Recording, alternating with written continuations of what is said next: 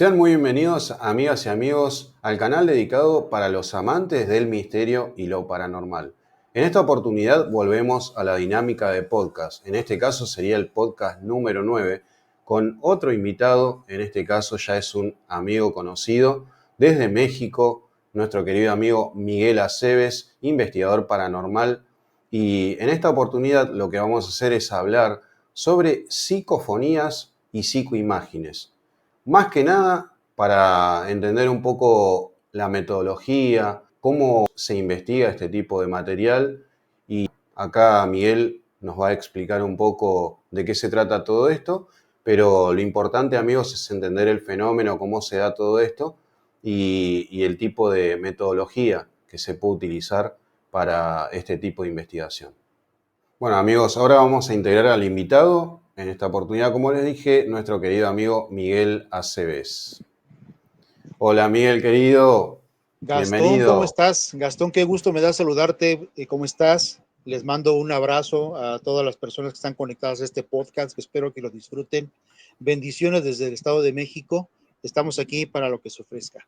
Un honor tenerte nuevamente acá. En esta oportunidad podemos hacer algo los dos solos, juntos, profundizar un poco más sobre cosas que nos quedaron ahí en el tintero en algún momento cuando empezamos estas charlas, ¿no? ¿Te acordás? En aquel momento, la primera que fue con Álvaro. Y bueno, tantas otras que las hemos hecho vía telefónica, por WhatsApp. Pero bueno, esta es nuestra oportunidad, amigo. Así que hoy vas a poder desarrollar todos tus conocimientos, tu experiencia. Creo que va a ser un programa muy bueno, amigos, así que prepárense. Miguel, querido, lo que te iba a pedir es si podés compartir tus redes primeramente, como para que la gente te pueda seguir o pueda encontrar tu canal y saber un poco más sobre lo que haces y a qué te dedicas, ¿no? Claro que sí, Gastón. Ustedes pueden buscarme en YouTube como Voces Fantasmales. No sé, alrededor de 10, 12 años, con aproximadamente unos 180 videos aproximadamente. Se llama Voces Fantasmales. Ahí podrán ver parte de mi trabajo, parte de lo que yo he podido obtener a través de la investigación durante alrededor de unos 12 o 13 años aproximadamente, y espero que lo disfruten. Ahí podrán encontrar tutoriales, evidencias, entrevistas, etcétera. Miguel, querido, consulta. Tu canal de TikTok ya no lo tenés, ¿no? Desapareció desafortunadamente. Sin embargo, digamos que el canal de TikTok era una especie de resumen en donde yo resubía parte del trabajo que tengo publicado en YouTube. Es decir, la base de los videos que tenía yo en esa cuenta de TikTok es literalmente tomada de YouTube. Entonces, digamos que si ustedes van al canal de YouTube, ahí van a poder encontrar absolutamente lo más importante de las investigaciones que hice durante estos años, algunas de las evidencias, incluso algunas otras cosas, porque también tengo por ahí un canal que está un poquito olvidado, se llama Transcomunicación México, en donde pretendía también publicar algunos videos que tienen relación con lo científico y también con la difusión cultural y el altruismo.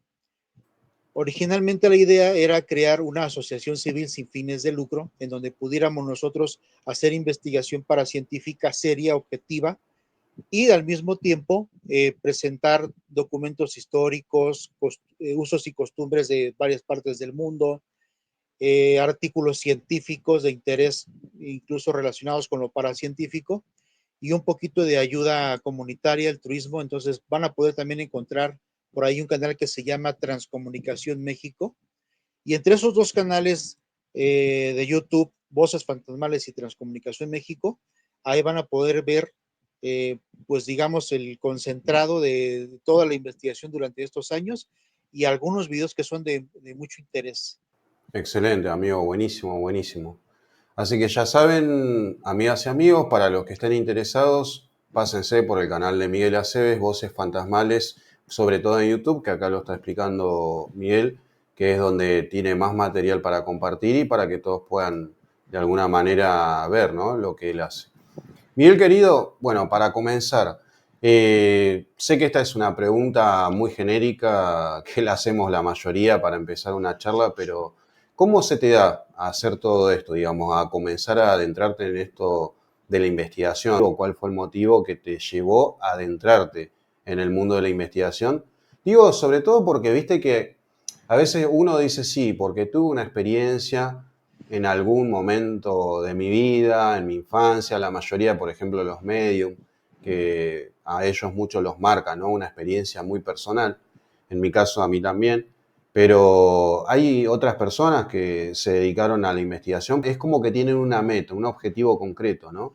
Y es el querer descubrir por qué sucede el fenómeno, no tanto por ahí desde la experiencia personal. Mira, Gastón, precisamente para comenzar con la plática, necesito establecer primero que soy una persona desde toda la vida escéptico, es decir, una persona escéptica y aparte también soy ateo. Ya establecido esto, les quiero comentar que hace muchos años yo leía un blog en donde se explicaba cómo se podían grabar psicofonías, que ahorita vamos a ir al punto exacto de qué es una psicofonía, en qué consiste, y del cuál es el origen, etcétera. Pero primero que nada establezcamos esa parte, ¿no? Veía yo un blog donde me parecía muy interesante cómo explicaban la forma en la que uno podía comunicarse supuestamente con los muertos a través de una técnica muy sencilla. Entonces se dio en aquellos tiempos que desafortunadamente mi padre falleció. Mi padre no vivía con nosotros, sino que él vivía con otra familia.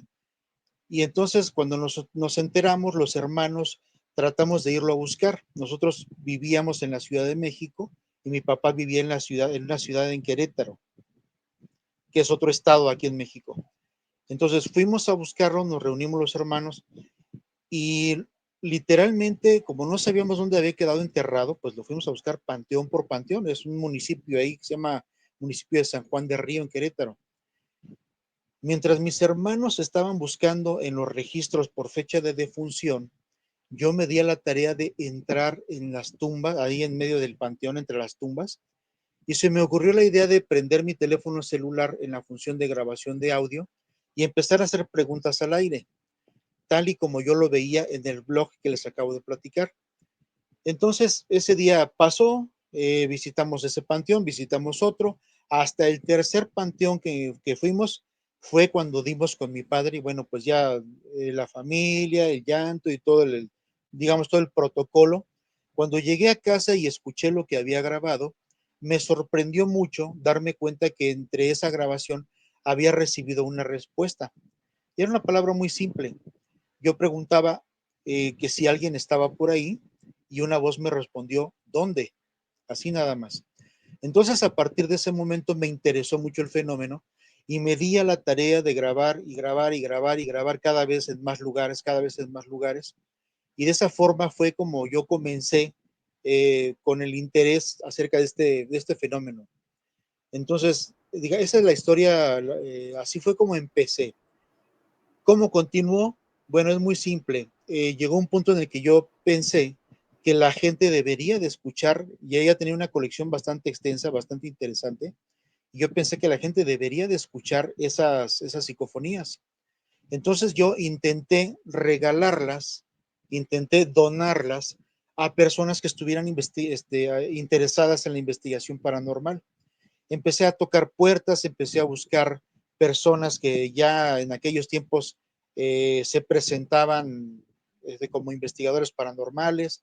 Empecé a buscar grupos de investigación paranormal que ya tenían dirección establecida, teléfono, etcétera, y traté de regalarles mi colección de psicofonías. Y pasó algo muy curioso, Gastón. Resulta que a nadie le interesó, a nadie le interesaba. Yo tocaba puertas de, oye, fíjate que tengo una colección interesante de psicofonías que te las quiero regalar para que la gente las escuche. Ay, no, es mucho trabajo. La verdad es que no tengo tiempo, no me interesa.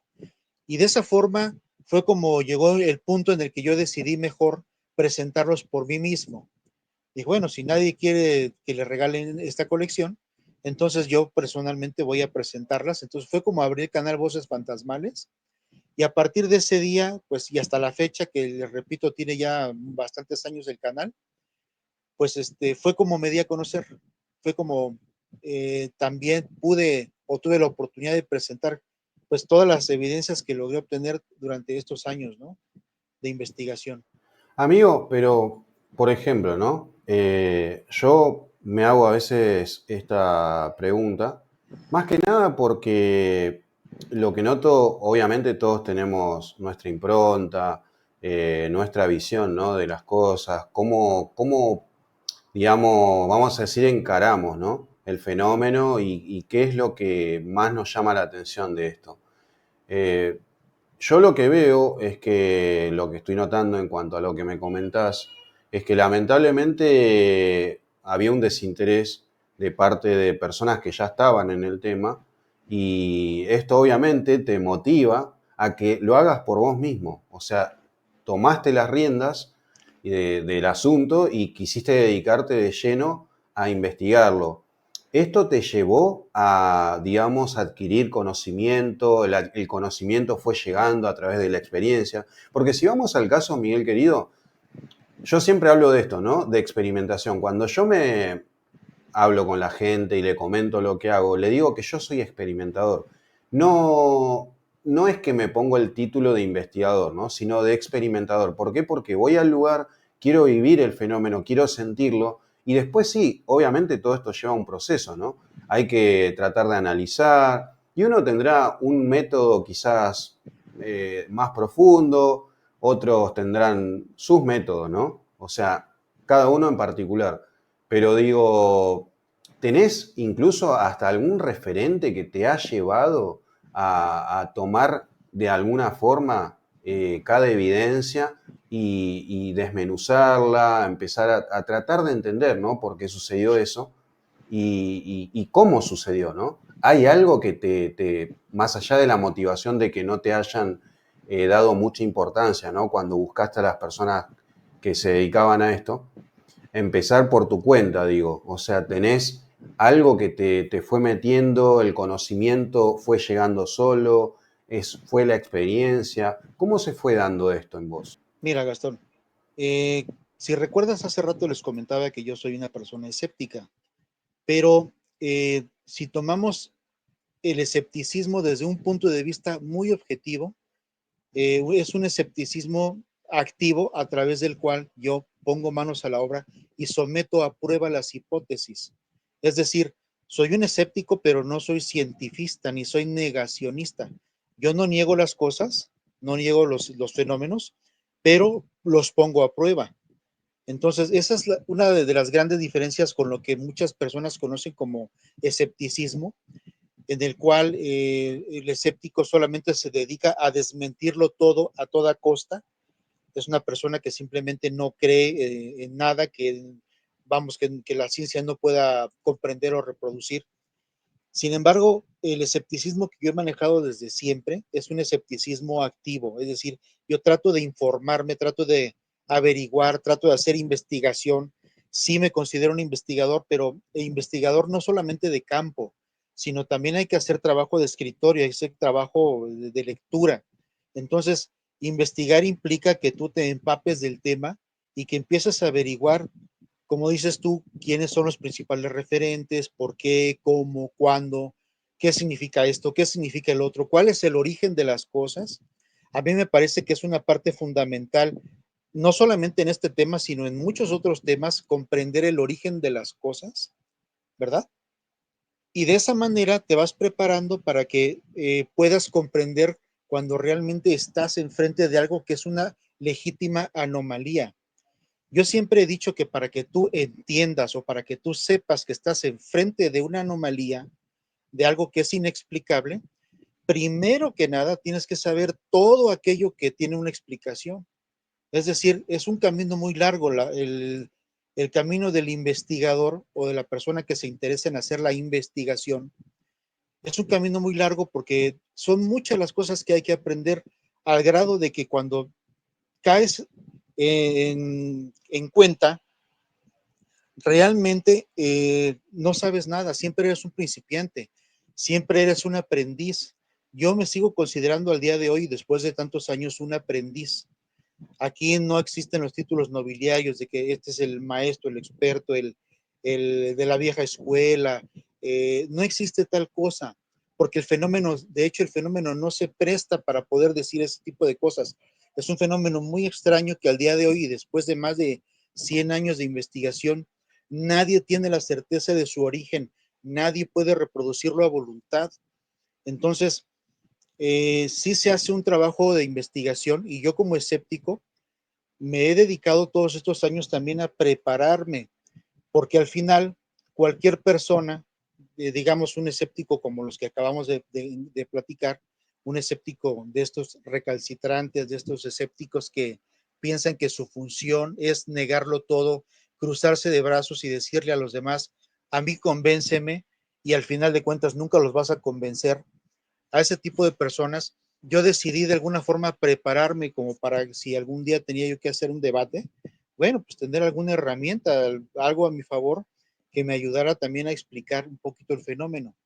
Entonces, a mí me parece que es una parte indispensable, indispensable.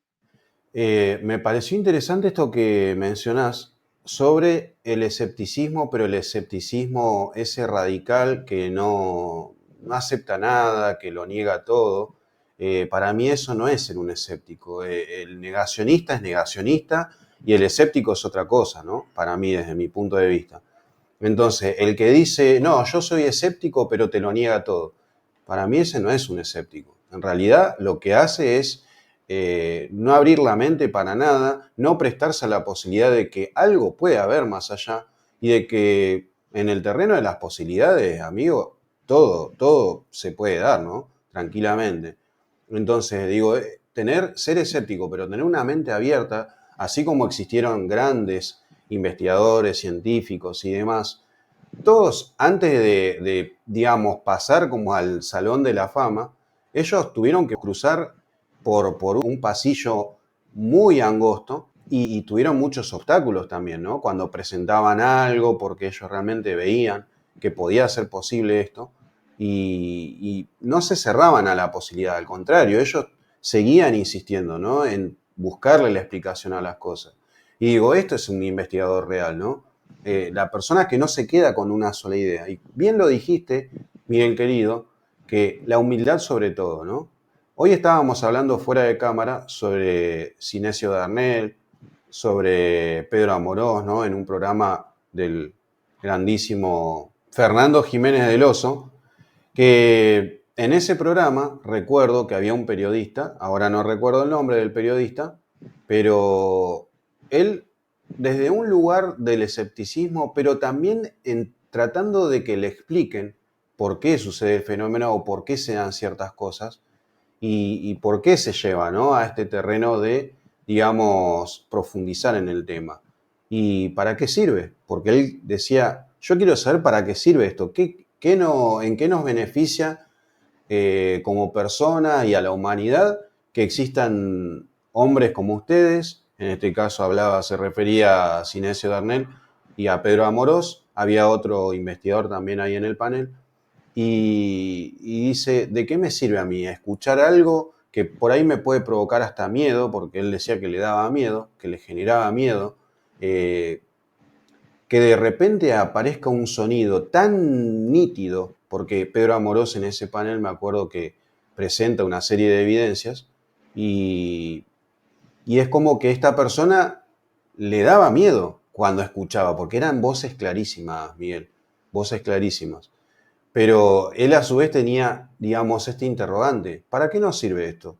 ¿De qué nos sirve, por ejemplo, escuchar a una persona que está por fallecer, que queda, parece, algo ahí impregnado en el lugar, o que le hacen un llamado? Porque en este caso era un llamado telefónico, tenían un contestador telefónico, y llaman así espontáneamente, y no era ningún número.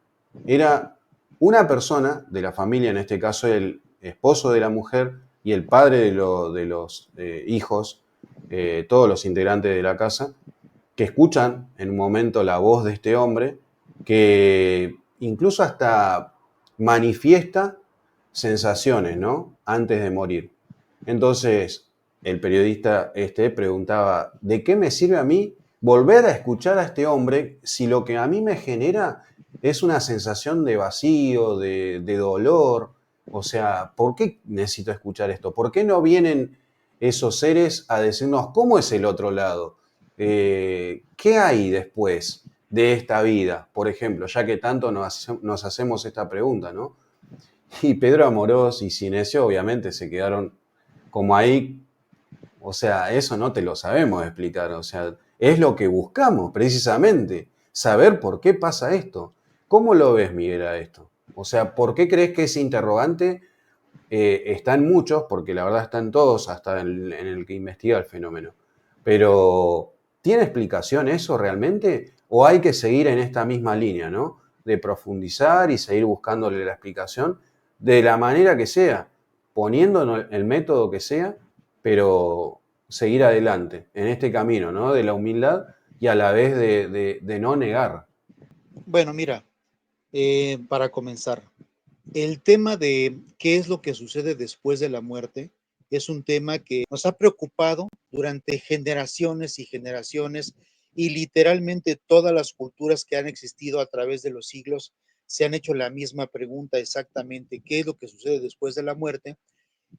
Y alrededor de este tema se han creado un montón de creencias, un montón de costumbres, que algunas de ellas probablemente sean, no sé, inauditas, no tengan ningún sentido, otras de ellas pues, son un poquito más profundas, y sin embargo, sigue siendo una incógnita al día de hoy. O sea, nadie ha regresado después de muerto a decirnos, fíjate que pasa esto, pasa aquello, pasa el otro.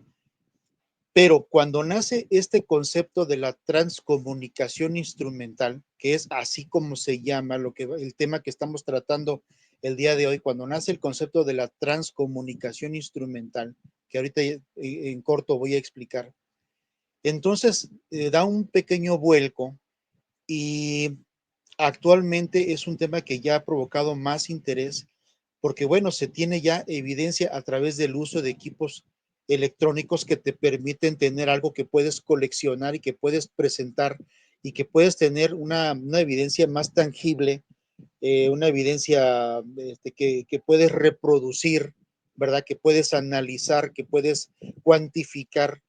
Y entonces se torna un tema muy interesante, ¿de acuerdo? Entonces, hay que comenzar. Me parece que lo primero que hay que hacer, Gastón, salvo tu mejor opinión, es explicar perfectamente bien de qué estamos hablando. Primero, estamos hablando comenzamos la plática hablando de psicofonías. ¿Qué es una psicofonía? Una psicofonía es un ruido o una voz de origen desconocido, tal cual, que queda registrado en los equipos de grabación de audio, analógicos o digitales. Y estos sonidos, la ciencia originalmente pensaba que se trataba de una suerte de ventriloquía involuntaria del operador y que movía de forma involuntaria las cuerdas vocales y dejaba grabado su mensaje en las cintas magnetofónicas que se utilizaban en aquellos tiempos. Por eso precisamente viene esta descripción animista, vamos a decir una descripción animista en la que la ciencia misma piensa que se trata del mismo operador el que genera de forma involuntaria estas voces y les pone por nombre psicofonía. Y esta palabra se compone de dos vocablos, psiquis, que por un lado significa mente, y fonos, que significa sonido, sonido de la mente. Ya posteriormente la misma evidencia se encargó de desmentir esta versión y sigue la incógnita de cuál es el origen de estas voces, ya que no necesariamente tiene que estar presente un operador para que el fenómeno se reproduzca. Después, en los años 80, un señor crea un sistema para poder establecer comunicación aparentemente con el más allá, con un plano dimensional diferente, con un plano paralelo, con una dimensión paralela, como ustedes quieren llamarle. Al final de cuentas, todos son simples hipótesis. Pero entonces crea un sistema a través del cual se puede comunicar viendo a estas supuestas entidades en la pantalla de una televisión o en el monitor de una televisión, y nace algo que se llama psicoimágenes, que más o menos, digamos, es el mismo tema, pero ya viendo directamente las entidades en un monitor de pantalla, en un monitor de televisión, perdón. Entonces, a estas dos cosas, tanto las psicofonías como las psicoimágenes, un señor que es un doctor en física llamado Ernst Senkowski en Alemania en 1985, acuña el término transcomunicación instrumental para hacer referencia a toda aquella comunicación que podemos establecer con entidades incorpóreas a través del uso de equipos electrónicos de audio y de video, analógicos o digitales. Entonces, así es como nace el término transcomunicación instrumental. Cuando hablamos de transcomunicación instrumental, hablamos de estas dos cosas. Obviamente, el día de hoy, ya después de tantos años, ha ido evolucionando las técnicas, los sistemas. Actualmente ya existen muchos otros sistemas físicos que se utilizan para poder establecer esta comunicación que es demasiado compleja.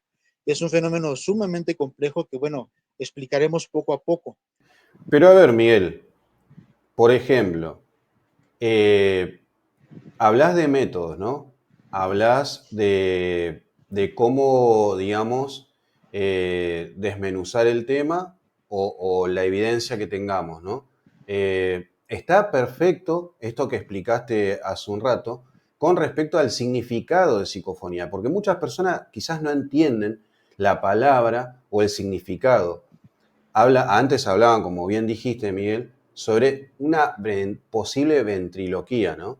Pero también algunos relacionan este fenómeno con una cuestión mental, ¿no? O, digamos, sobre el aparato, ¿no? Como que uno parece que influyera en su deseo de querer, digamos, probar que existe este fenómeno o mostrar una evidencia y sin querer hacerlo de una manera y quizás involuntaria, algunos piensan esto, que es como que impregnás tu pensamiento en el aparato. ¿Esto realmente es posible?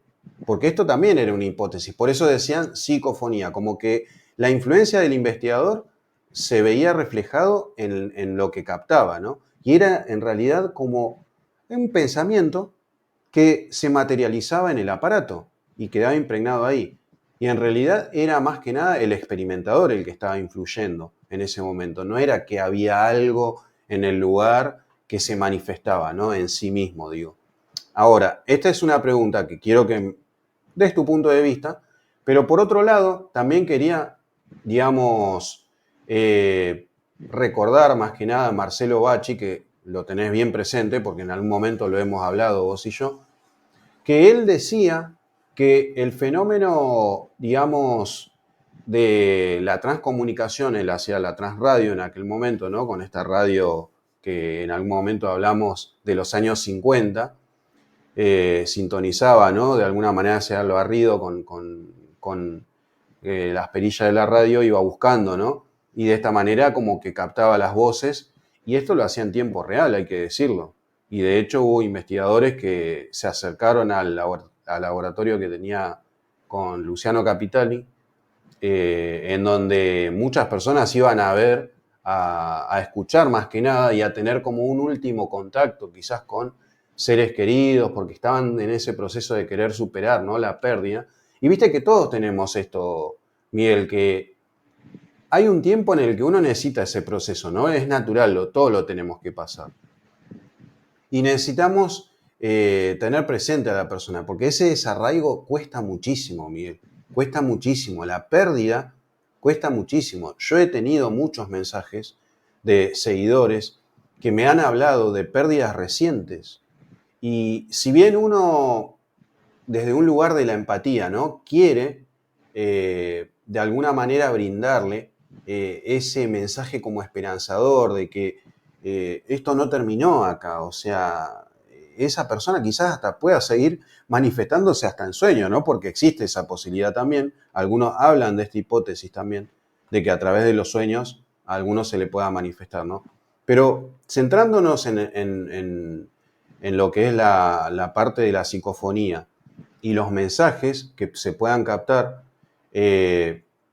una de las preguntas es esa, de si crees que tiene que ver con algo que nosotros, de alguna manera involuntariamente, digamos, se impregna en la grabadora, en este caso de audio, y después con respecto a esto que decía Marcelo Bacci, que el fenómeno es mediúmnico, según lo que él veía, como lo veía él, su mirada, el fenómeno era mediúmnico. O sea, un negacionista no va a tener jamás, él decía, una evidencia de que hay algo más allá porque está bloqueado.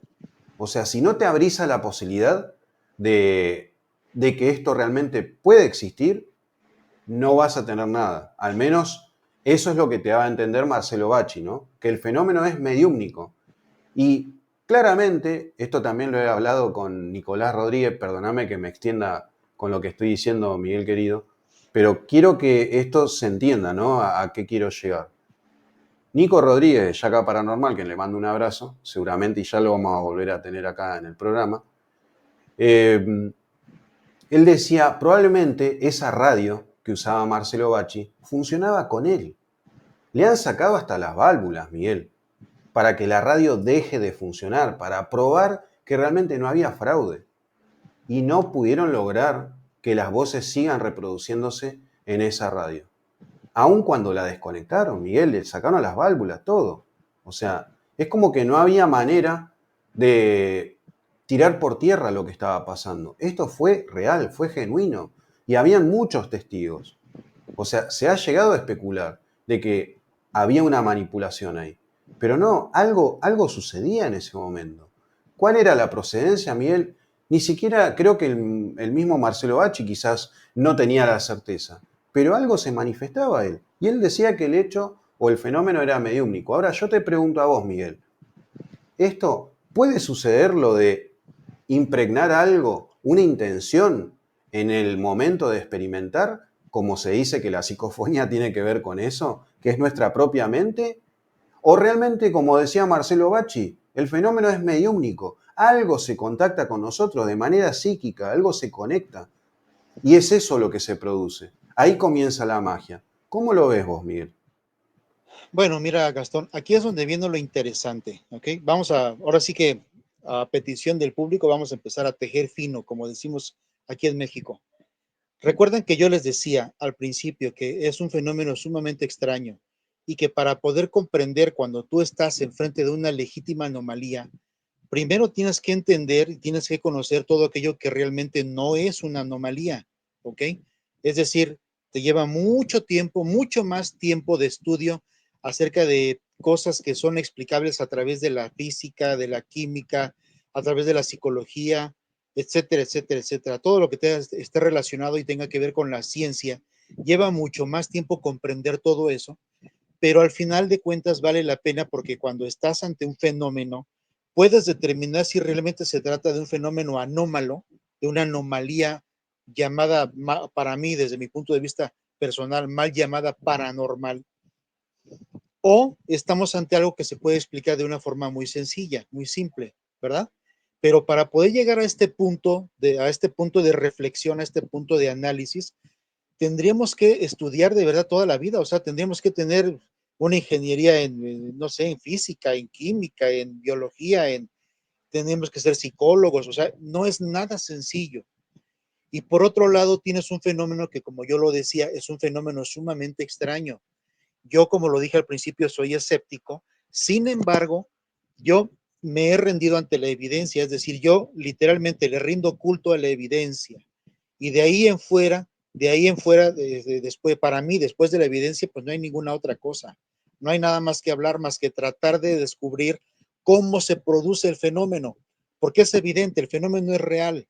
Yo puedo asegurarte el día de hoy, y déjame decirte que para mí es muy difícil hacer afirmaciones categóricas, para mí no es recomendable hacer afirmaciones categóricas, y sin embargo yo puedo decir categóricamente que el fenómeno es real, que el fenómeno existe, ¿ok? Y que tengo evidencia de que el fenómeno existe.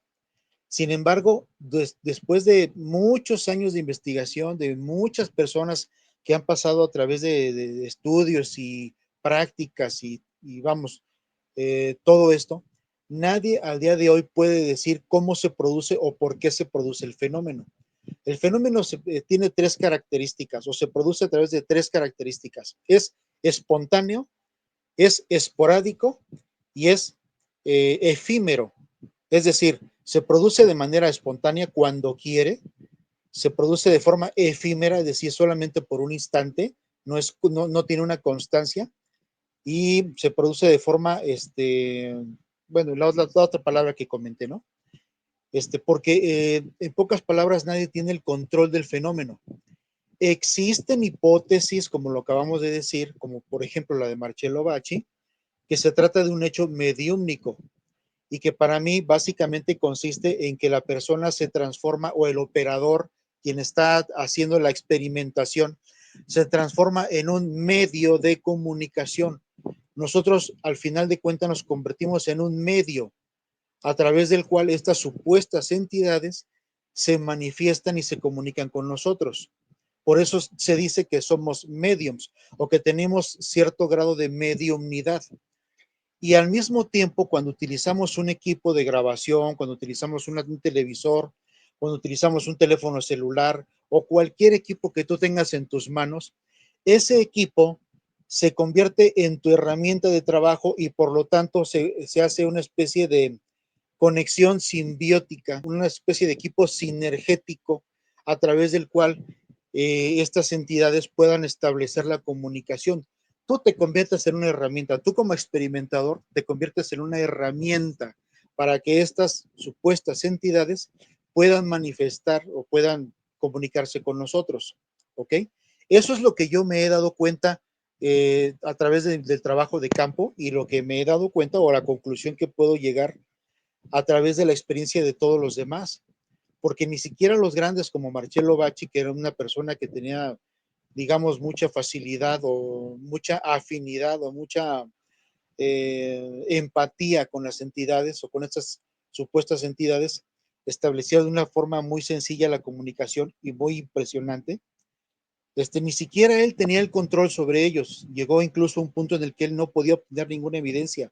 Estamos supeditados a la voluntad de estas supuestas entidades.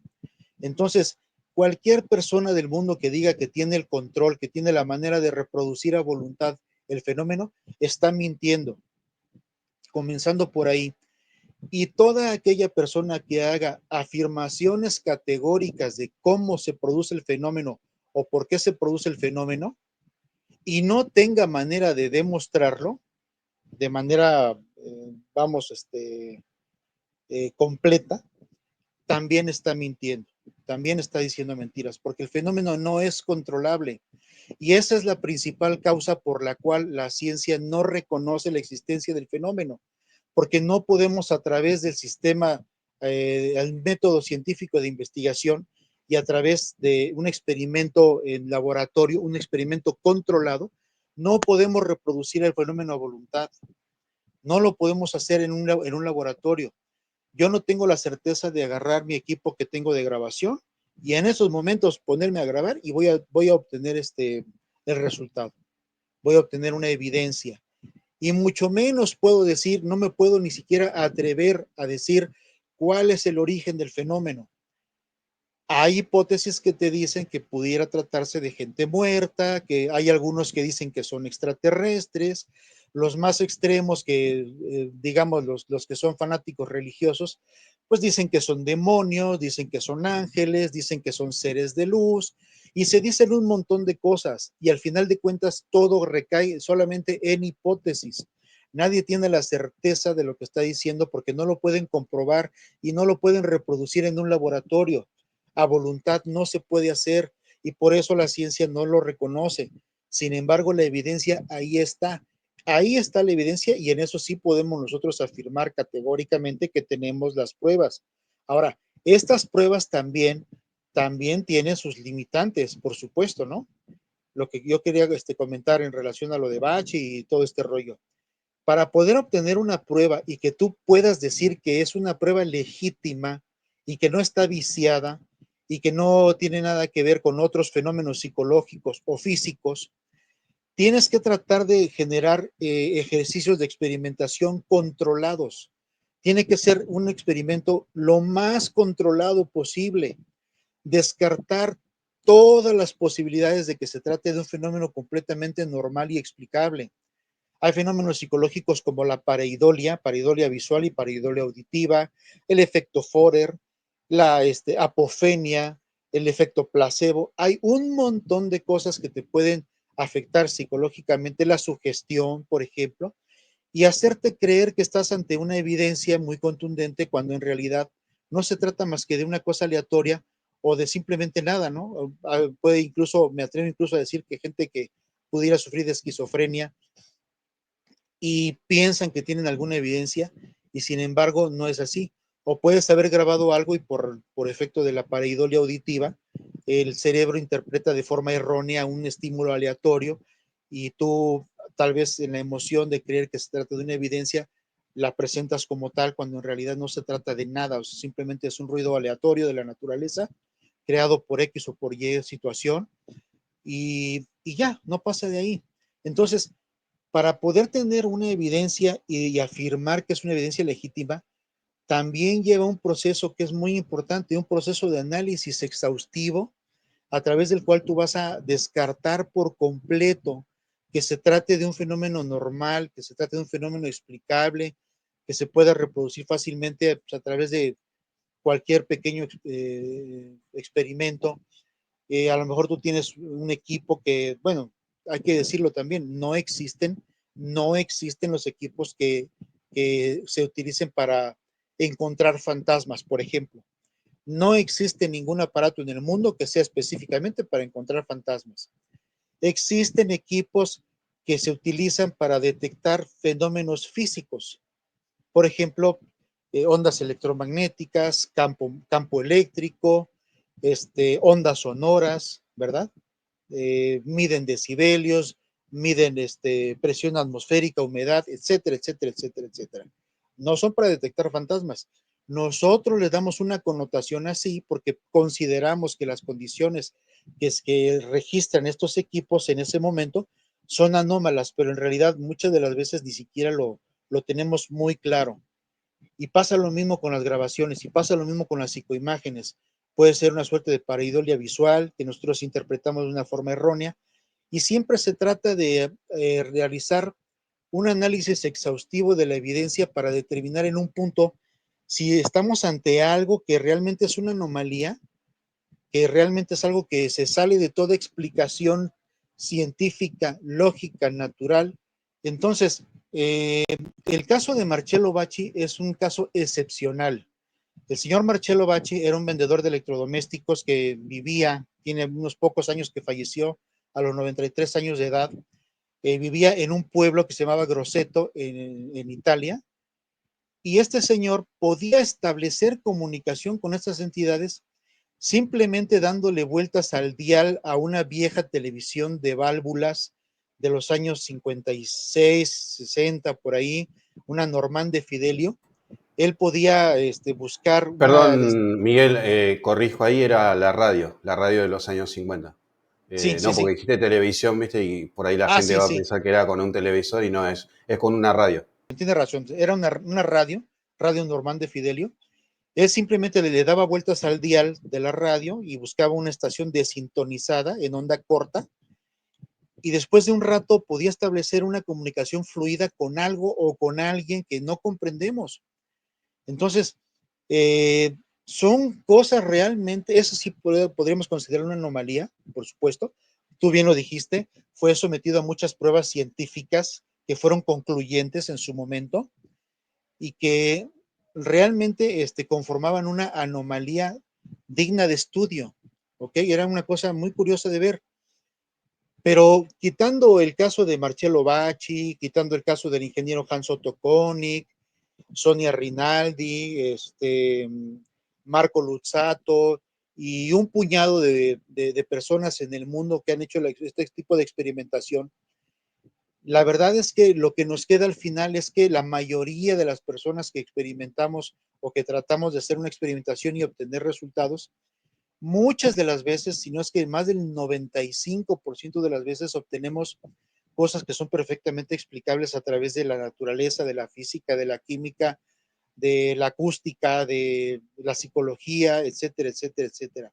Son realmente muy raras y muy contadas aquellas anomalías legítimas que podemos dar como una evidencia. Y aquí es donde viene lo interesante. Mientras exista una sola evidencia de la existencia del fenómeno, entonces simplemente no podemos descartar que el fenómeno es real, ¿sí? pero al mismo tiempo no podemos explicar de dónde viene o por qué se produce. O sea, eso es algo que no hemos logrado hacer al día de hoy. Se tienen muchas hipótesis, se tienen muchas opiniones, pero mientras no se pueda comprobar, se quedarán exactamente en el mismo nivel. Serán solamente opiniones, serán solamente hipótesis. Establezcamos como una regla general que las experiencias personales no son prueba de nada. Esto es muy importante.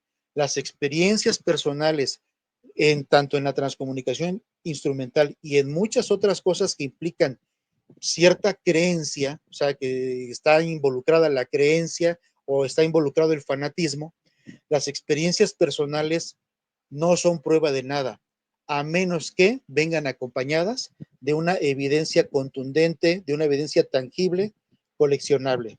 Entonces, eso es lo que nosotros buscamos. Ya se tiene, ok, ya tenemos evidencia. Al día de hoy, seguimos buscando los motivos por qué se produce el fenómeno, en qué consiste el fenómeno. Hay muchas personas que dicen que se trata de una cosa, de la otra. No, yo prefiero apegarme un poquito a la ciencia. ¿Y qué nos dice la ciencia? En realidad, al día de hoy, nadie se ha interesado particularmente en demostrar la existencia de entidades o de una vida activa después de la muerte. Nadie lo ha hecho o lo han intentado, pero no lo han logrado. Sin embargo, tiene poco o relativamente poco tiempo que existió o que dos personas postularon una hipótesis, vamos, un modelo. Y estas personas son Sir Roger Penrose, que es un físico inglés que de hecho fue ganador del premio Nobel y fue la persona que descubrió las teselaciones isométricas, o también conocidas como la teselación de Penrose, y un doctor estadounidense, un doctor anestesiólogo estadounidense que se llama Stuart Hameroff. Ellos dos postularon un modelo que se llama el modelo Hameroff-Penrose o la teoría de la reducción objetiva orquestada. Y esta teoría de la reducción objetiva orquestada consiste en que, según ellos, los pensamientos de las personas se crean no directamente en las neuronas del cerebro, en las neuronas que son, digamos, las células del cerebro, sino en una parte de esas neuronas, citoesqueleto celular, que se llaman microtúbulos de las células del cerebro. Ahí es donde se generan los pensamientos y se generan a una velocidad tan rápida que llega a ser incomputable y se acerca al efecto, vamos, ya estamos hablando de física cuántica, se acerca al efecto de superposición cuántica. Entonces, el resultado final de este proceso en donde se están creando los pensamientos es una reducción objetiva orquestada, así es como se llama la teoría de la reducción objetiva orquestada, y ellos sugieren que de esta forma la mente humana o los pensamientos humanos pueden manifestarse como una entidad independiente del cuerpo físico de la persona y trascender a nivel cuántico, ¿ok? Y entonces de esa manera se podría explicar en parte por qué existe comunicación con entidades inteligentes que están más allá de lo físico. O sea, que no necesariamente siguen teniendo un cerebro para poder pensar o un cuerpo físico para poder expresar sentimientos. Entonces, más o menos es así, pero repito, estamos en pañales todavía después de más de 130 años, 140 años de investigación. Estamos en pañales al respecto. Y obviamente también mientras sea un tema que no sea negocio, vamos, al final de cuentas, la ciencia, tú sabes perfectamente que la ciencia avanza en función de que si las cosas son negocio o no, si son rentables o no. Mientras no haya quien invierta una cantidad de tiempo y de dinero en la investigación de este tema, obviamente seguiremos en las mismas, porque las personas que nos dedicamos a hacer este tipo de investigación, pues digamos que somos amateurs, no tenemos tal vez los medios o, no, o las personas que sí los tienen, no han estado todavía interesados en vislumbrar qué es lo que pasa después de la muerte, que se pudiera tener una vida activa o una vida de otra forma, vamos, de una forma diferente, después de que, después de lo físico, vamos, al final de cuentas sabemos que las personas estamos conformadas por tres principales elementos. Uno que sería el cuerpo físico, que es finito, que tiene una caducidad, que es algo que después de que nosotros fallecemos, pues simplemente regresa a su origen, ¿verdad? Regresan a otro estado, ¿no? La energía no se crea ni se destruye, solamente se transforma. Pasa lo mismo con el cuerpo se deshace, regresa a su origen. La energía bioelectromagnética con la que funciona nuestro cuerpo, esa sí se tiene que transformar en otra cosa. Obligatoriamente nuestra energía no se pierde, solamente se transforma en alguna otra cosa. Y por otra parte tenemos también a nuestra conciencia. Somos los únicos seres vivos que han desarrollado este nivel de conciencia. ¿Qué es la conciencia? Bueno, es la comprensión de nuestro estado o nuestro lugar en el espacio. Más o menos es algo así la conciencia. Pero es algo sumamente complejo. Entonces, lo que ellos sugieren a través de este modelo de Hammer-Penrose o el modelo o teoría de la reducción objetiva orquestada, es que de esta forma es la que se crea la conciencia, a través de esta generación de pensamientos demasiado rápido que rompe la física tradicional y cae en la física cuántica, y así es como se crea la conciencia. Y según lo que ellos dicen, yo podría asumir o podría teorizar o podría presentar la hipótesis de que nosotros nos estamos comunicando con la conciencia de otra persona, la conciencia de una persona que pues probablemente ya haya fallecido, pero que todavía su conciencia se encuentra disponible de alguna forma y que nosotros podemos tener acceso a ella, ¿no? Más o menos esa es la explicación que le doy yo a todo este fenómeno, viéndolo desde un punto de vista muy objetivo y lo más científico que me es posible. Ya si me pides presentar una hipótesis común y silvestre, popular, bueno, pues podemos decir que se trata de gente muerta, que podemos comunicarnos con ángeles, con espíritus, pero realmente no es mi forma de pensar porque, te repito, yo soy ateo. Yo no creo que se trate ni de demonios, ni de entidades de ningún otro tipo, simplemente es la conciencia de personas que ya han fallecido. Eso es lo que yo pienso que pudiera ser. Solamente es eso, ¿no? O sea, mientras yo no lo pueda comprobar, quedará solamente en una opinión. Bueno, precisamente, Miguel querido, me encanta cómo acabas de ir explicando todo esto desde tu punto de vista y la verdad que me parece súper aceptable. Ahora, cuando vos mencionaste las tres reglas, lo menciona Pedro Amoros, que son la regla de las tres C, ¿no? Que el fenómeno es efímero, esporádico y espontáneo, ¿no? Que no siempre sucede en presencia del investigador, dice, ¿no?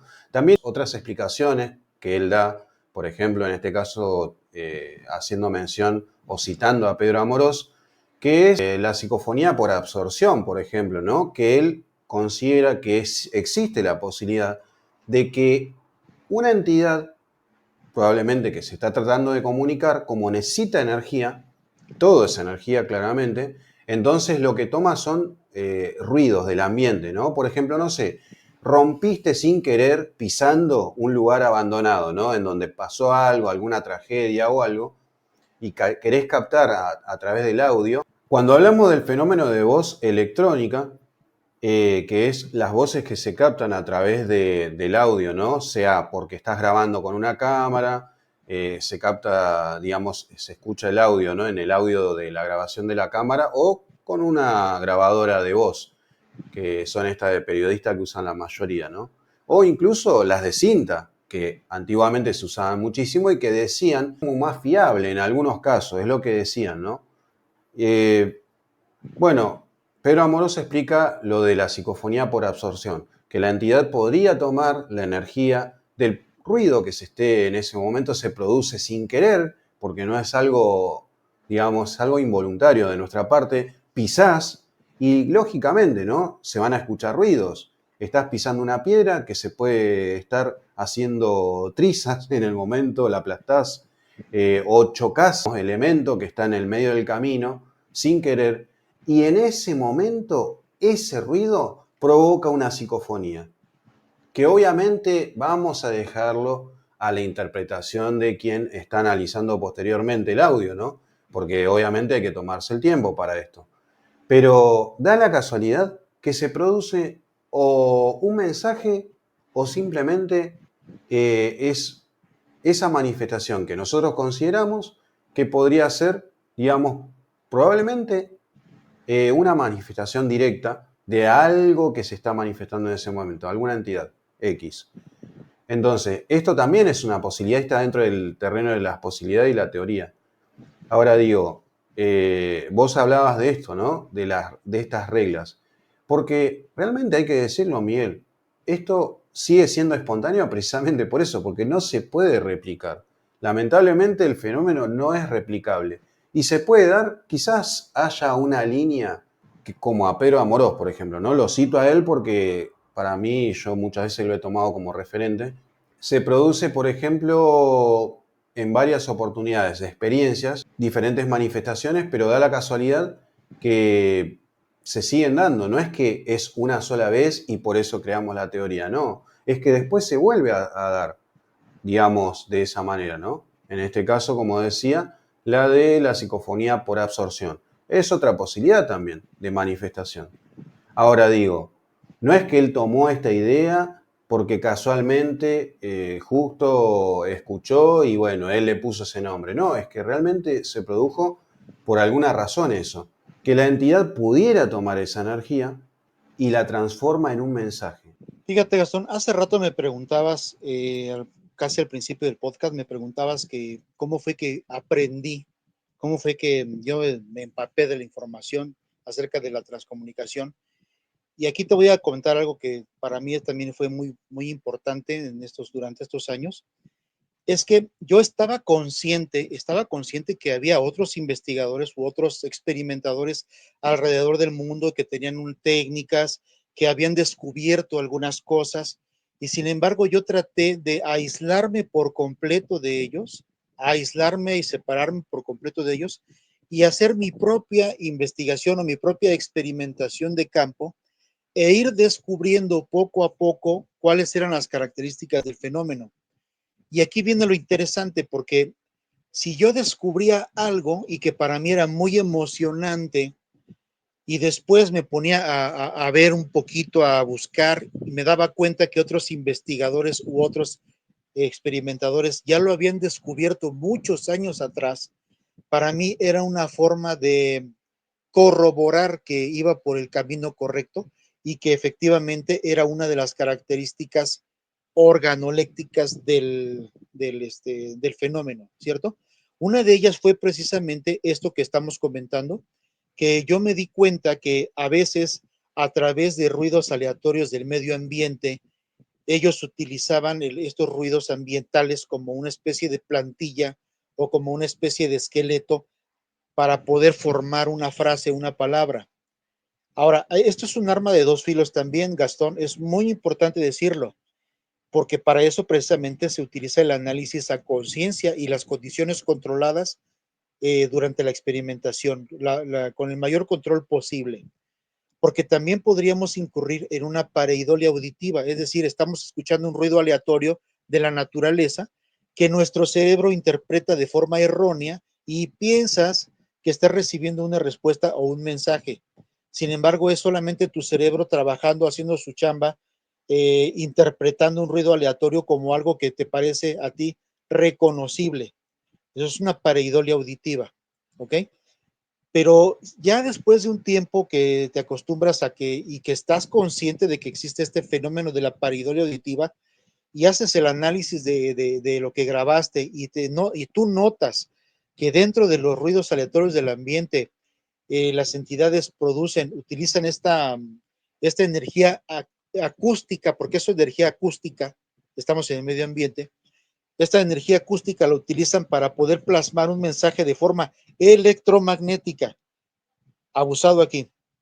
Las psicofonías son un fenómeno electromagnético. Así, simplemente, nadie ha podido escuchar de forma acústica una psicofonía. Quien diga que escucha de forma acústica una psicofonía está mintiendo o está en un error de interpretación, nada más. Es un error de interpretación. Entonces, estas entidades podrían utilizar esta energía acústica y aprovecharla para poder grabar en el dispositivo de forma electromagnética un mensaje. Es una posibilidad que yo descubrí hace mucho tiempo, yo me emocioné, pensé que había descubierto el hilo negro y casi ya lo quería presumir como un descubrimiento personal, ¿verdad? Único en el mundo. y me di cuenta que muchos otros experimentadores ya lo habían descubierto muchos años atrás. Entonces, para mí, este tipo de cosas, porque no fue nada más eso, sino fueron muchos otros detalles con el paso de los años, fue una manera de comprobar también, fue una manera de corroborar que el fenómeno efectivamente es cierto, es real, porque no me pasó nada más a mí, sino le pasó a alguien más. Entonces, va uno poco a poco sumando características particulares del fenómeno que te hacen pensar o te hacen comprender que estás ante algo legítimo.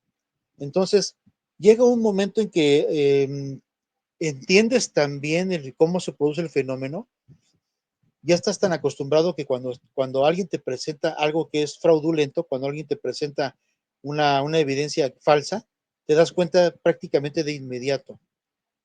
Por otro lado, el fenómeno también se produce de muchas formas, o sea, no solamente tiene una, dos, tres, 15 maneras de producirse, tiene formas muy particulares de producirse y de muchas maneras. Incluso a veces el fenómeno te representa una morfología humana específica, bien definida.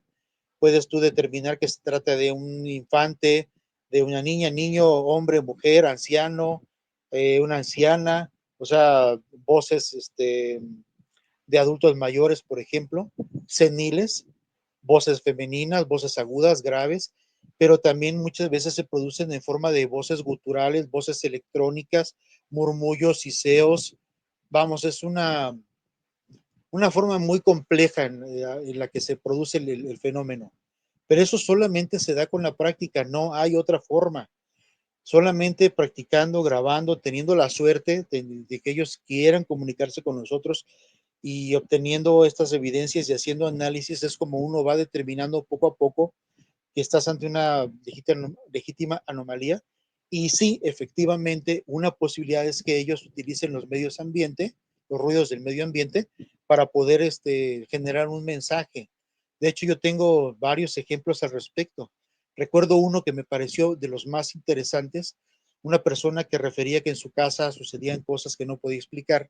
Yo solicité permiso para aplicar una batería de experimentos en su casa y hicimos un experimento controlado y te lo platico así muy rápido para la audiencia también. Traté de poner un dispositivo de grabación encerrado dentro de una caja de poliestireno expandido para tratar de replicar una cámara anecoica, es decir, una caja en que suprimiera el ingreso de ruidos del ambiente o que suprimiera lo mejor posible las ondas sonoras acústicas del medio ambiente para que no, en un momento dado no confundiéramos el ruido ambiente con una posible respuesta inteligente. Entonces fue uno de los experimentos controlados que yo hacía. O sea, ponía mi dispositivo de grabación encerrado dentro de una caja de poliestireno expandido para evitar que entraran las ondas sonoras. Y al mismo tiempo, el experimento se hacía en un lugar donde no hubiera interferencia o ruido, ruido de las personas cercano, lo que conocemos como ruido urbano. O sea, trataba de alejarme de toda clase de ruidos para que no interfirieran dentro del experimento. Entonces el señor, el dueño de la casa, me dice, en este cuarto, que es cuarto de mi hijo, es donde suceden más cosas extrañas. De bueno, vamos a hacer un improvisado experimento, vamos a dejar el dispositivo de grabación dentro de una cámara anecoica o una caja de poliestireno y lo vamos a abandonar en el cuarto, vamos a ver si se logra grabar algo. Entonces, al momento de que él personalmente pone su dispositivo de grabación dentro de la caja, encierra la tapa de la caja y se sale del cuarto, cuando él va caminando y va saliendo del cuarto, los pasos de sus zapatos, el ruido que hacían sus zapatos, fue registrado por el dispositivo de grabación. Y este ruido de zapatos rítmico, porque eran pasos, ta, ta, ta, ta, ta, rítmico, fue utilizado por una entidad para dejarnos un mensaje muy claro, digamos atípico, porque está conformado por muchas palabras. Los mensajes con muchas palabras son atípicos. Y la frase decía, hay algo abajo, algo malo bastante feo. Una frase así de larga con todas esas palabras. Hay algo abajo, algo malo bastante feo, utilizando el ruido del caminar del dueño de la casa, de los zapatos, se hizo el análisis de pi a pa, de derecha a izquierda, de arriba a abajo, lo analizamos completamente y determinamos que efectivamente se trata de una legítima psicofonía en donde se utilizó como estructura un ruido acústico aleatorio para poder generar ese mensaje, ¿no? Entonces sí existe esa posibilidad de Gastón. Vos sabés, Miguel querido, que justamente tomando en cuenta todo esto que acabas de mencionar, eh, me vienen recuerdos, ¿no? de experiencias de otros investigadores o experimentadores. Siempre cito a personas muy, digamos, vamos a decir, influyentes, como Pedro Amorós, porque es alguien a quien yo sigo y la verdad tengo admiración hacia él. Como también me genera admiración lo que hizo Marcelo Bacci, lo que hizo Friedrich Jürgenson, que yo entre tantos otros, ¿no? Sonia Rinaldi, que también siempre la tengo presente porque actualmente ella sigue investigando, Anabela Cardoso inclusive, ¿no? Que es otra investigadora también muy reconocida, y estamos hablando, como decís vos, ¿no? De un puñado de personas que lamentablemente, Miguel querido, es lo que nos queda hoy y yo quisiera extenderles la vida a todos. En este caso, no sé, estamos hablando de los que quedan todavía, porque son personas que realmente te das cuenta que se metieron de lleno en el tema, ¿no? Y ellos realmente sí le buscan una explicación. No están dando simplemente su postura, un pensamiento, es que realmente sí investigan el fenómeno, son verdaderos experimentadores. De hecho, si queremos mencionar o citar como hace un ratito a Sonia Rinaldi, ella tiene su laboratorio en donde se la pasa haciendo experimentación con 5 imágenes en este momento, actualmente en San Pablo, en Brasil. Entonces digo, hay personas muy comprometidas, Miguel, en este ámbito, realmente las hay, más allá de lo que siempre hablábamos, ¿no? De lo que es falso, del fraude y demás, en este momento lo vamos a dejar punto y aparte, en otro momento hablaremos de ese tema. Pero yo quiero recordar y hacer mención a las personas que todavía están de manera seria y comprometida buscándole una explicación a este fenómeno, tratando realmente de con las pocas quizás herramientas que tienen, porque hasta Sonia Rinaldi, en el programa de mi querido amigo Nico Rodríguez de Yaca Paranormal, no tiene ayuda, digamos. Ella ha querido de parte de la ciencia que alguien se interese en su trabajo, en lo que ella hace en su laboratorio. Y lamentablemente no lo consiguió.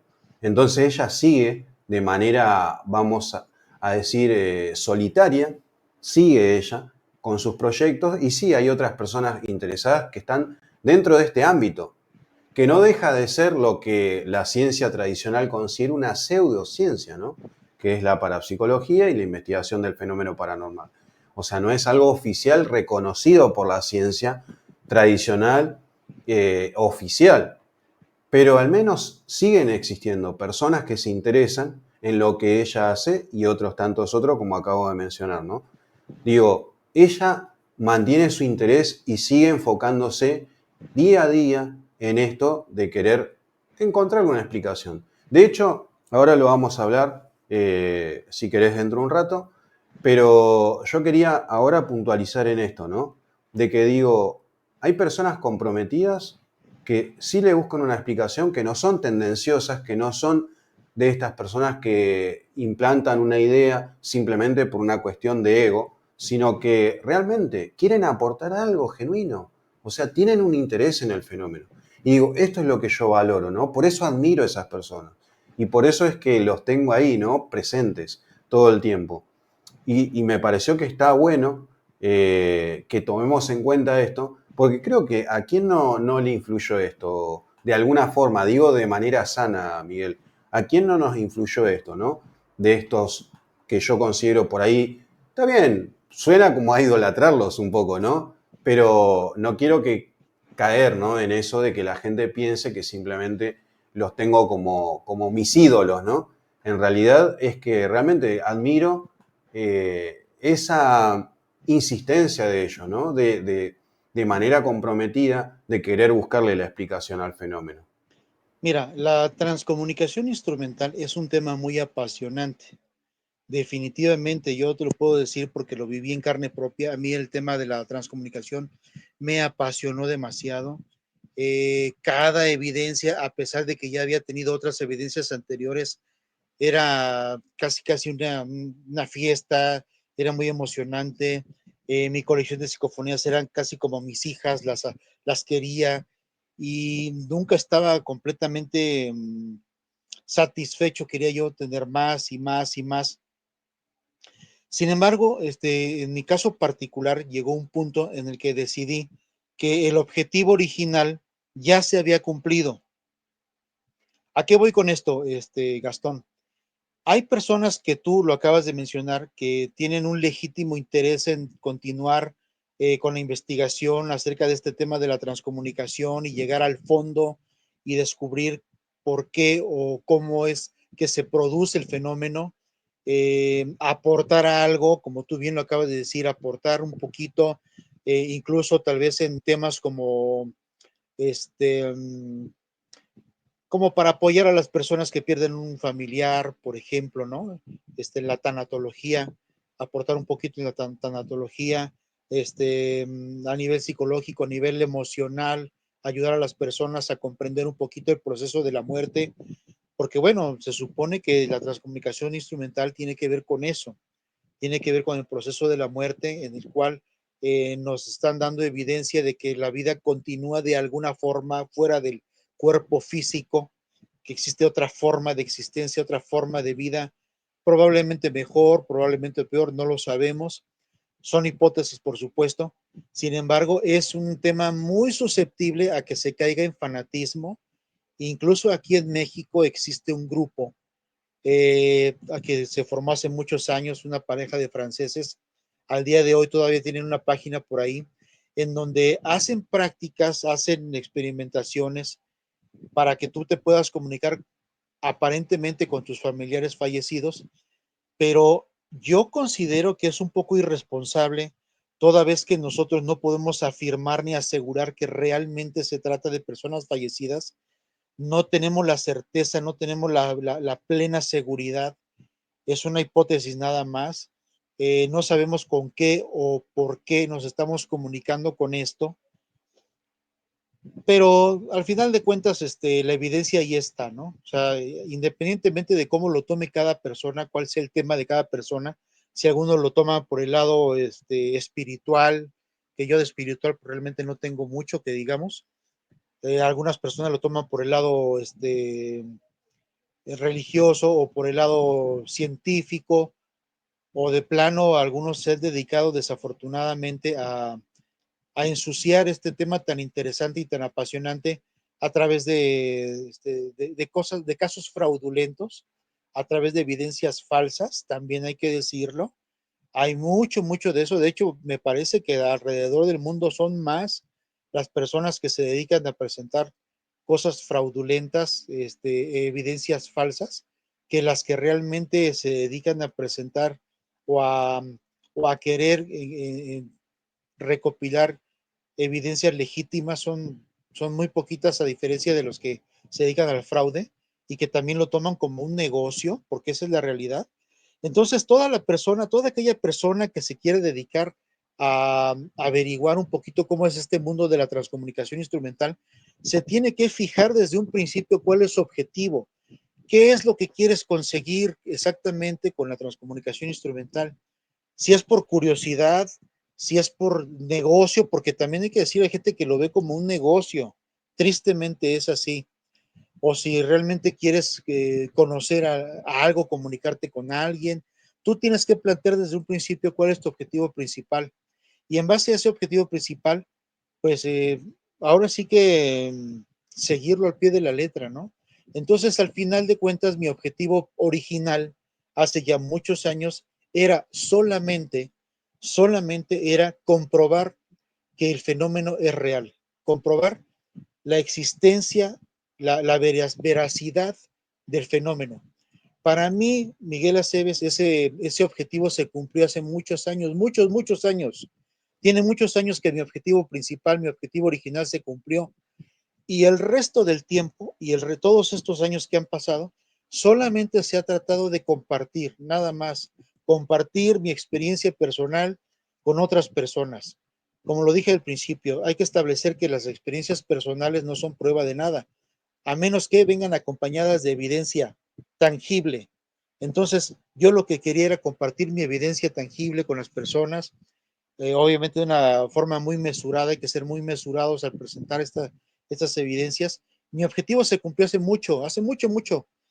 Entonces, el tema es un tema muy apasionante, por supuesto, pero de aquí en adelante, como a todos nos ha sucedido, llega un punto en el que ya no puedes avanzar porque solamente estamos limitados a recolectar evidencia, pero sugieres, piensas, empiezas a atar cabos y nadie ha logrado todavía demostrar por qué o de dónde viene el fenómeno, o nadie ha podido controlarlo de tal suerte que pueda reproducirlo de forma controlada en un laboratorio. Nadie lo ha podido hacer y seguimos en lo mismo, y probablemente llega un punto de que para mí se volvió un poquito tedioso, pero no menos apasionante. O sea, el fenómeno a mí me sigue encantando, me sigue impactando. Yo sigo escuchando evidencia, sigo viendo evidencia y me sigue gustando, me sigue apasionando. Hoy día, pues a lo mejor me limito nada más a dar una opinión, pero es un tema que vale la pena. La verdad es que sí vale la pena adentrarse. Yo siempre he dicho que la realidad siempre supera a la ficción con creces. La realidad siempre supera la ficción, y es el caso de la transcomunicación instrumental. Siempre hay algo nuevo que aprender.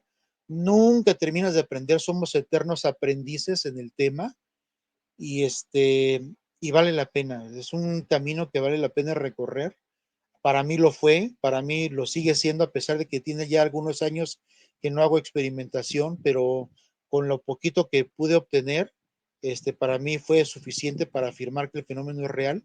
No puedo explicar de dónde viene, nadie lo puede hacer, cómo se produce, no lo sabemos todavía, pero vamos avanzando poco a poco, vamos avanzando, cada día salen cosas más interesantes. También podemos ver cómo desafortunadamente muchas personas aprovechan esto, el desconocimiento de la mayoría de las personas, desconocemos el tema, se aprovechan del desconocimiento de la gente pues para lucrar con el tema de la transcomunicación, engañar a las personas. Pero esto solamente te das cuenta cuando te involucras, te tienes que involucrar en el tema, tienes que estudiar el tema, tienes que aprender quiénes son nuestros principales referentes, cómo llegaron a lo que han obtenido, cuál fue su camino, cómo hicieron los análisis de sus respectivas evidencias, para que en un momento dado nosotros podamos tomar una decisión, una opinión, podamos tomar un criterio si realmente creemos o no creemos en lo que estamos viendo. A mí me parece que la mejor investigación y la mejor evidencia y la mejor investigación es la que tú personalmente haces. ¿Ya estamos de acuerdo? Porque, bueno, podemos ver muchas evidencias de otras personas, pero la única manera de que tú puedas creer realmente de forma consciente, afirmar categóricamente que el fenómeno es real, que el fenómeno existe, es que tú personalmente hagas la experimentación y que comprendas un poquito de cómo está el asunto. Entonces, es una recomendación que les hago abiertamente a todas las personas que nos escuchan en este podcast. Si el tema les parece interesante o apasionante, créanme que va a ser mucho mejor si ustedes personalmente llevan a cabo la experimentación y obtienen sus resultados. No duden en ningún momento que nosotros no somos ni grandes maestros, ni mucho menos, pero alguna experiencia tenemos. Yo, por ejemplo, me considero experto solamente en el sentido de que tengo experiencia, pero no porque yo pueda desmenuzar y de explicarles, de decirles cómo funciona el fenómeno, no se puede hacer. Simplemente tengo la experiencia de haber obtenido algunas evidencias muy interesantes, algunos razonamientos que me llevaron a afirmar que el fenómeno es real, y por eso considero que tengo la experiencia y por lo tanto podríamos decir que somos expertos en ese sentido, pero somos eternos aprendices porque siempre hay algo nuevo que aprender. Entonces, los invito a que si les gusta el fenómeno, lo intenten. Es muy sencillo, intentarlo es muy sencillo, obtener el resultado probablemente no para todos, no puede ser tan sencillo para todos, pero hay muy buenas probabilidades y vale la pena, la verdad es que es algo que probablemente tenga que hacer al menos una vez en su vida, y a las personas que ya han tenido experiencias previas con estos fenómenos llamados paranormales de la transcomunicación, son cosas que ustedes lo saben perfectamente bien, nos marcan la vida, nos dejan una marca de por vida, nos dejan este, un grato sabor de boca para algunos, para otros una cosa amarga, pero en realidad no pasa absolutamente nada. Es algo completamente natural, es algo que se da de una forma que todavía no comprendemos, pero que ahí está y que vale la pena estudiar. Amigo, recién lo decías, ¿no? Todos estamos acá para aprender, que es la misma visión que tengo, igual a la tuya, ¿eh? Igual a la tuya, bueno, con Mariano Gómez, un colega que ya lo conociste, que estuvo en un podcast con nosotros en vivo, acá en el canal de YouTube. Él también piensa lo mismo. Acá estamos para aprender, o sea, acá no tenemos que poner esos rótulos, ¿no? Que muchos hacen, no, porque yo soy, no sé, especialista en tal cosa, ¿no?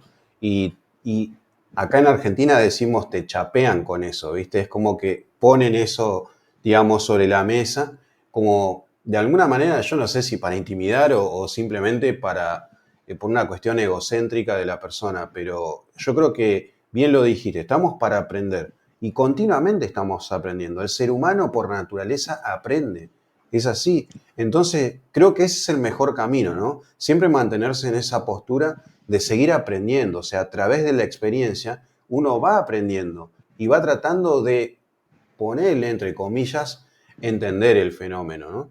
Pero creo que ese es el mejor camino para mí, el aprendizaje. Entender que uno está aprendiendo continuamente. O sea, es como una eterna escuela, sí, si querés verlo de esa manera, pero creo que nada más acertado que eso que acabas de decir. Estamos para aprender. Así es, efectivamente, de hecho es el camino correcto. Y también por otro lado, someter a prueba las hipótesis, esto es muy importante.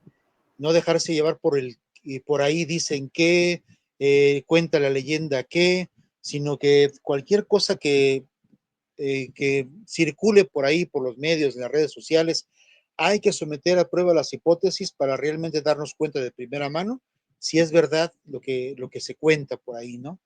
Esto es bien importante. Yo a este tipo de pensamiento, a este tipo de análisis, le llamo pensamiento gris. Es decir, ni negro ni blanco, ni soy negacionista o cientifista, no creo que la ciencia tenga la respuesta de todas las cosas porque no la tiene, así de simple, no la tiene, no tiene las respuestas de todo, ni tampoco puedo negarlo todo, no lo puedo negar todo porque existen evidencias. Y por otro lado, tampoco puedo creer en lo primero que me cuentan. No puedo yo irme como el hilo de las medias y a pensar que todo lo que se cuenta por ahí, las leyendas son ciertas. Yo tengo que someter a prueba la hipótesis y a ese tipo de pensamiento crítico, objetivo, proactivo, yo le llamo el pensamiento gris.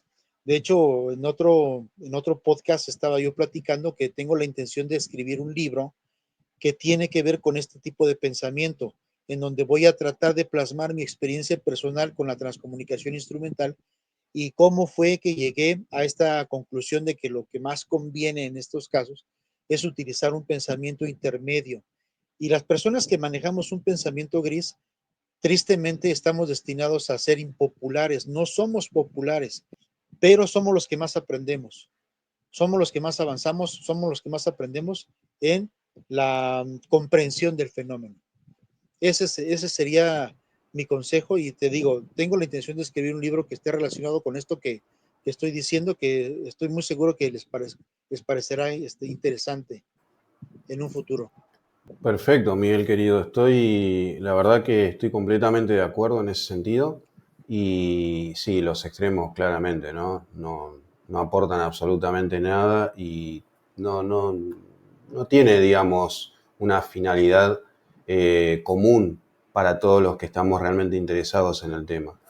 Genuinamente digo, ¿no?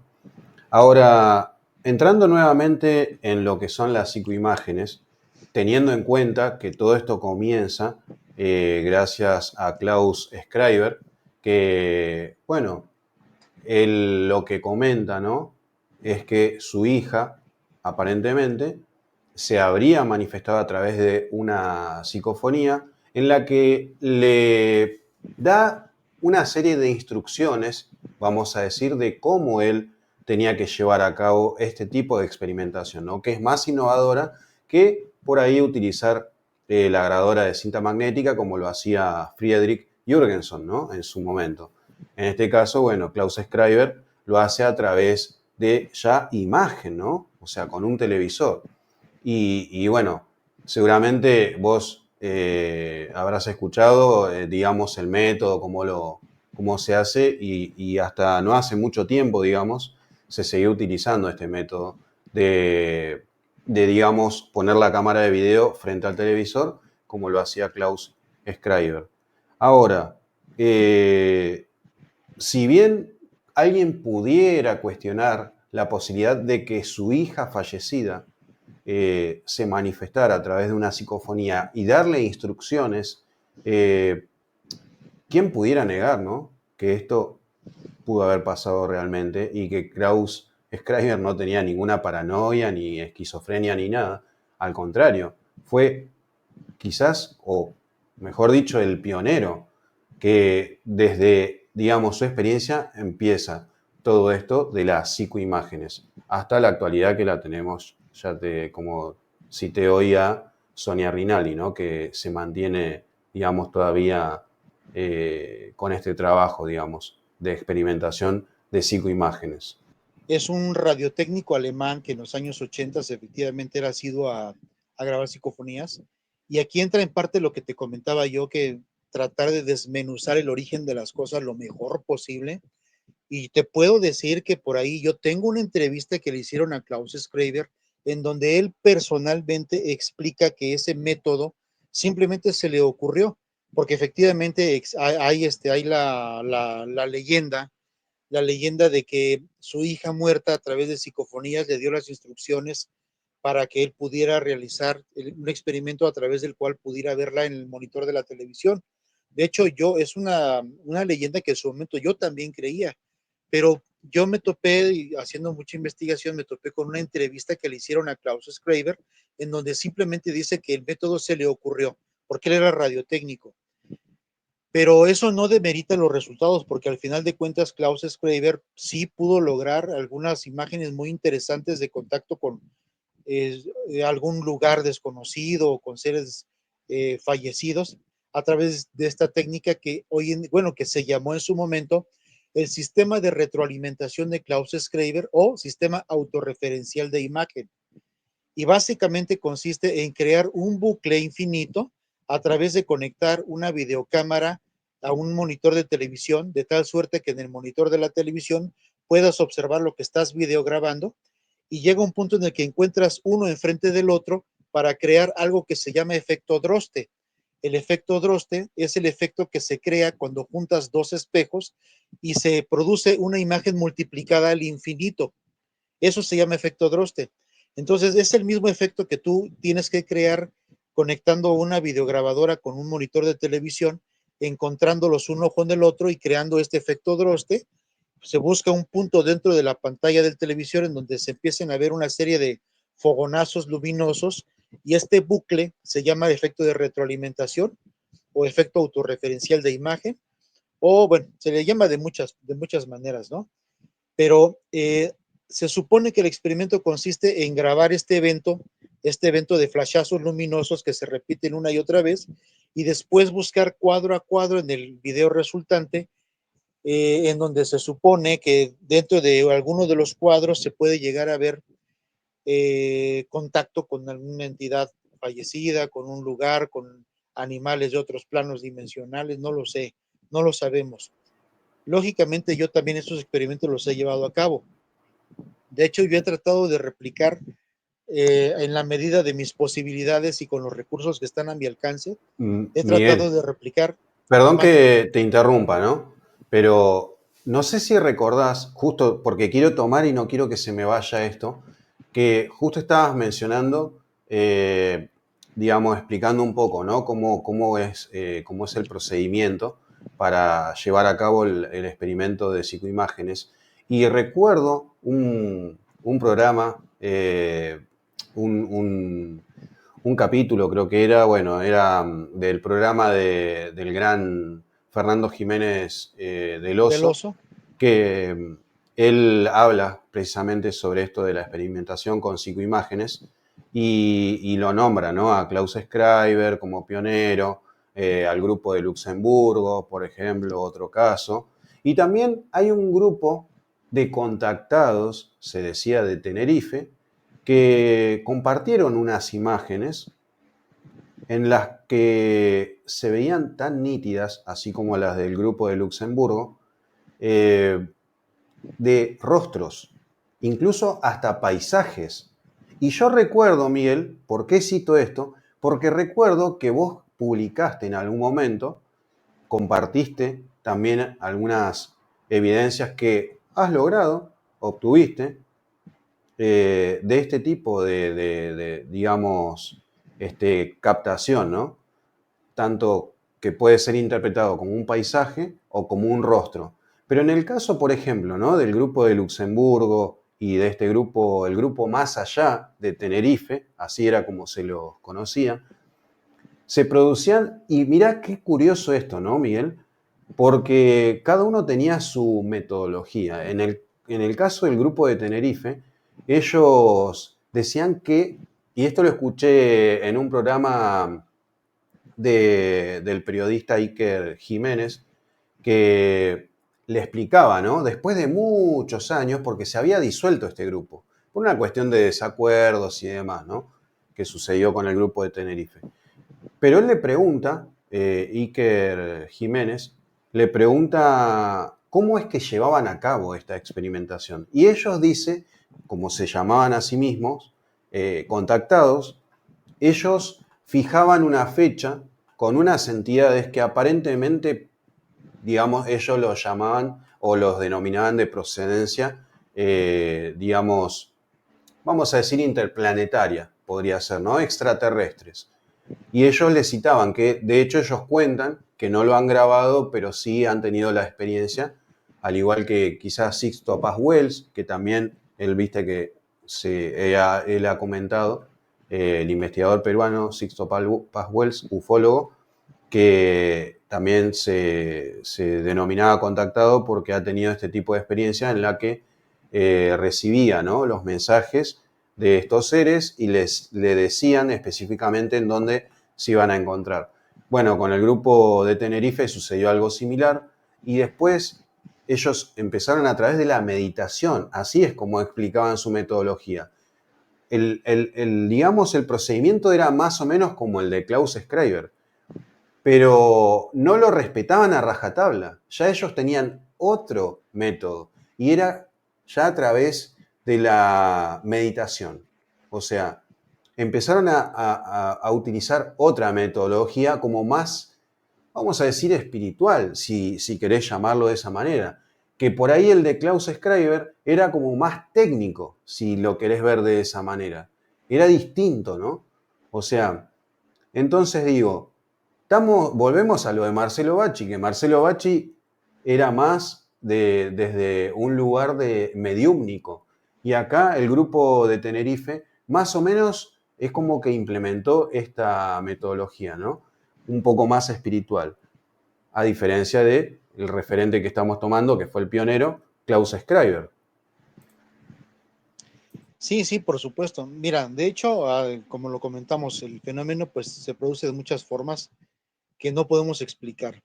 Y hay una teoría que es una teoría muy aceptada, que nosotros podemos establecer comunicación con entidades que vibran en cierto tipo de ondas, en cierto tipo de ondas magnéticas, ¿ok? O en cierto tipo de vibraciones, de cierta frecuencia específica.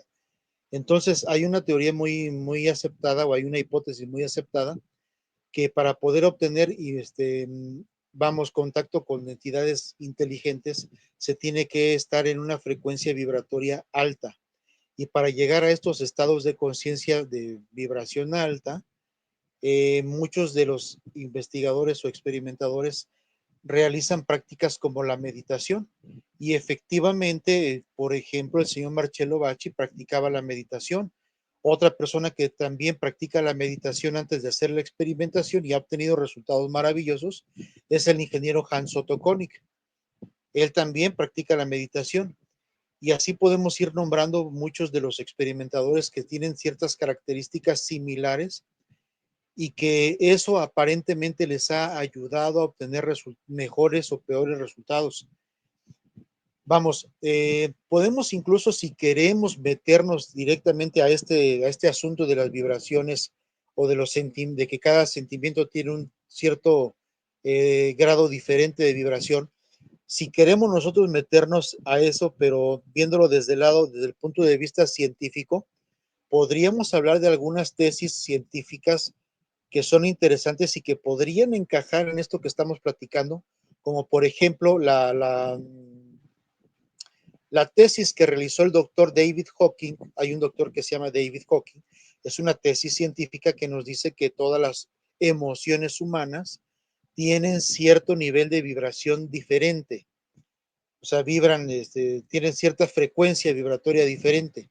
Y estamos hablando de una teoría 100% científica, en la que nos dice que aquellos sentimientos negativos del ser humano tienen una vibración de baja frecuencia y aquellos sentimientos humanos que son, digamos, eh, más buenos, vamos a llamarle así, más buenos, tienen una vibración mucho mayor, mucho más alta, de tal suerte que de ahí nace el concepto de que hay entidades que tienen bajo astral o baja vibración y que normalmente se trata de entidades que pues a lo mejor tienen sentimientos como culpa, miedo, angustia, resentimiento, etcétera, todos aquellos sentimientos humanos de baja frecuencia, y existen aquellos que tienen sentimientos más nobles y que por lo tanto tienen vibraciones un poquito más elevadas. Ustedes pueden buscar en internet, en donde quieran, la teoría de esta teoría que les estoy mencionando, que de repente no me viene a la memoria el nombre, pero es del doctor David Hawking. Ustedes busquen el doctor David Hawking y su tesis, y van a poder comprender un poquito lo que estoy diciendo. Entonces, se tiene la hipótesis de que las personas que ponen su mente o sus pensamientos en un estado de vibración alta a través de técnicas como la meditación, obtienen mejores resultados y por lo tanto obtienen comunicación con entidades más inteligentes, más evolucionadas, más desarrolladas. Entonces, eso facilitaría de alguna forma la comunicación. Pero te repito, Gastón, son solamente hipótesis, porque te puedo mencionar que yo nunca he practicado la meditación y sin embargo, pues he obtenido cosas muy interesantes, tanto hablando de psicofonías como en psicoimágenes, he obtenido cosas que son interesantes. En el caso de las psicoimágenes, a pesar de que tengo cosas que parecieran muy contundentes, rostros muy bien definidos o partes del rostro muy bien definidos, estructuras geométricas bien definidas, incluso algunas a color, con los colores correspondientes a lo que podríamos decir que es un paisaje. Yo quiero seguir pensando que se trata solamente de pareidolias muy elaboradas, que están sumamente elaboradas, pero algunas de ellas incluso también te puedo decir que tal vez sobrepasan el criterio de la pareidolia de tanta perfección que tienen, pero no me atrevo todavía a afirmar que se trata de legítimas psicoimágenes, porque quisiera yo encontrar una que sea todavía más contundente, como por ejemplo las que obtuvo este grupo de Tenerife, que son brutales, o como por ejemplo las que logran el día de hoy el ingeniero Hans Otto Konig, que incluso tienen movimiento y sonido. O sea, ese tipo de evidencia tan contundente que incluso uno pudiera incluso pensar que se trata de algo que no es verdadero, así de perfectas son. Yo quiero en un momento dado obtener una evidencia perfecta que yo pueda decir abiertamente y sin temor a equivocarme, esto es una legítima psicoimagen. Mientras eso no suceda, bueno, tengo muchas que se parecen a esto, se parecen al otro, muchas imágenes que puedo someterlas al escrutinio de una que otra persona y muchos me van a dar interpretaciones diferentes y mientras existan interpretaciones diferentes simplemente significa que no tienes nada o tienes algo que es muy ambiguo. Entonces yo estoy buscando algo que sea mucho más perfecto para poder ya decir abiertamente que se trata de una legítima psicoimagen. Miguel querido, justamente teniendo en cuenta lo que estábamos hablando más o menos a la mitad de la charla, cuando hablabas de que la gente debería, al menos una vez en su vida, intentar esto, de experimentar, porque viste que muchas veces nos venden el miedo, muchas veces, no, esto no lo hagas porque solamente hay un grupo de privilegiados con, digamos, la capacidad de poder manejar la situación, cuando en realidad todos tenemos esto, ¿no? Esta posibilidad. Creo que todos podemos llevar a cabo esto. No digo que todos vayamos a ser expertos de un día para otro. Vos bien lo dijiste, Miguel querido, que lleva tiempo eso, ¿no? Hay que transitar un camino. El camino es largo y hay que ir aprendiendo y todo el tiempo vamos a aprender. Pero hay personas que me han enviado mensajes, por ejemplo, que me dicen, he intentado usar, no sé, por decirlo de alguna manera, ¿no? El Spirit Box, vamos a decir, y escuché voces y ya la persona por ahí se sugestionó y sintió que le habló, no sé, un demonio y no lo quisieron intentar más, porque dicen que les dio mucho miedo. ¿Qué mensaje le darías a las personas que piensan esto y que encima se dejan influenciar por alguien que se dice especialista en la materia y simplemente lo que hace a través del miedo es manipularlos para que estén siempre en esa postura, ¿no? De que son como inferiores a él. O sea, digo, ese es la verdad, es un mensaje muy negativo que dan algunas personas que se dicen especialistas como si ellos tuvieran, como hablábamos en un principio, la verdad absoluta. Claro, mira, el miedo es un mecanismo natural de supervivencia del ser humano, ¿ok? Entonces, el miedo nos predispone, digamos, para que cuando estamos en una situación de peligro, el cuerpo tiene una serie de reacciones químicas, físicas, psicológicas que nos preparan para salir vivos de una situación de riesgo. Y en este caso no existe una situación de riesgo, pero sí existe una situación en la que las personas se pueden sugestionar. No podemos, no podemos subestimar la sugestión. La sugestión es muy poderosa, la mente humana es muy poderosa. Si nosotros no podemos controlar la sugestión, entonces la sugestión nos puede llegar a jugar una mala pasada, ¿ok? Tenemos que estar conscientes que lo que estamos haciendo no corremos, vamos, ningún riesgo. Sin embargo, podemos recibir tal vez algún mensaje que no nos sea agradable y entonces mi recomendación personal es que sí intenten hacer el experimento, pero que si no tienes la experiencia suficiente o no te sientes capaz de controlar tus miedos o de controlar tus emociones o de controlar tu sugestión, no lo practiques en tu casa.